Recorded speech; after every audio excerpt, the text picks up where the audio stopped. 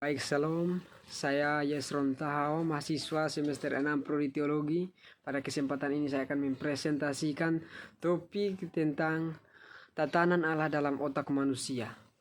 Ya, seperti yang sudah kita pelajari, bahwa Allah itu memiliki tatanan di dalam otak manusia.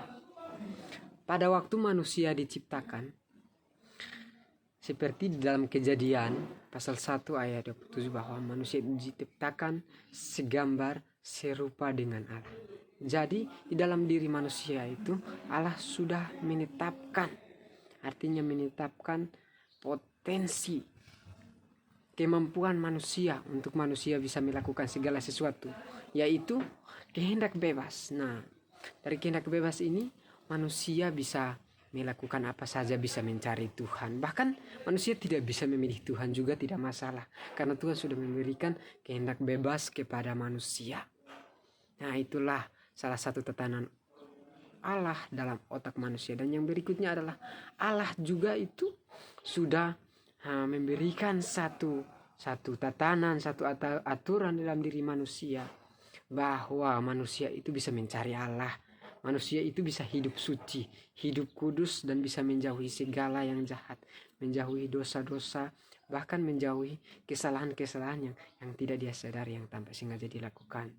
Itu manusia bisa menjauhi dosa itu. Nah, ironisnya pada masa kini banyak orang mengatakan bahwa hidup suci itu tidak bisa dicapai karena itu terasa sangat-sangat berat. Hanya orang-orang tertentu saja yang bisa melakukan hanya orang-orang tertentu saja yang bisa berjuang untuk hidup kudus, hidup suci. Contohnya kayak orang-orang, ya ini contoh paling dekatnya seperti Tuhan Yesus. Nah, mereka beranggapan bahwa Tuhan Yesus itu Allah, Tuhan. Jadi patutlah dia bisa hidup suci, bisa hidup kudus. Tidak sama seperti kita manusia. Nah, ini yang pengertian yang sudah salah. Makanya Allah menaruh satu tatanan di dalam otak manusia supaya manusia bisa mengembangkan potensi yang Allah taruh di dalam otaknya, sehingga dia bisa berjuang setiap hari untuk mengejar kekudusan dengan Tuhan Yesus, di mana manusia menjauhi segala yang jahat yang tidak sesuai dengan kehendaknya Bapa. Dan manusia datang kembali Bapa, dia mencari Bapa dan mengikuti kehendaknya, yaitu dia berjuang setiap hari untuk serupa dengan Tuhan Yesus. Ya, terima kasih. Inilah presentasi saya mengenai tatanan Allah dalam otak manusia. Ya, baik, selanjutnya saya akan mempresentasikan tentang topik otak dan keserupaan dengan Yesus. Ya, ini masih berhubungan dengan topik yang tadi yang sudah saya jelaskan.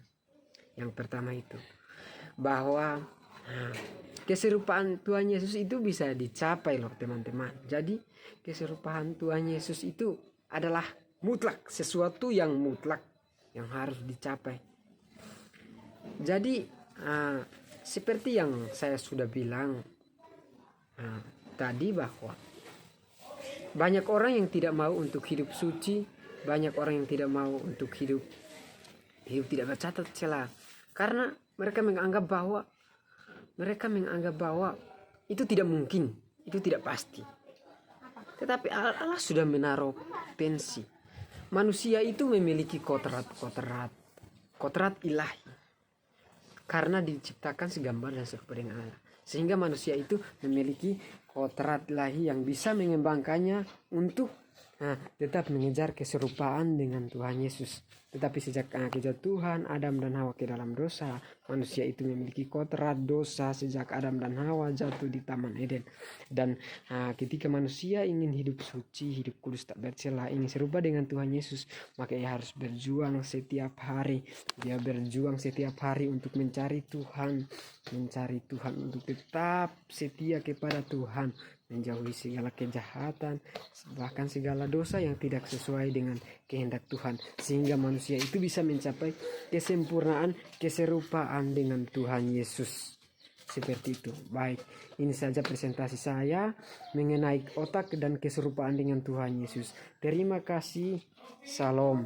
Tuhan Yesus memberkati kita semua. Amin.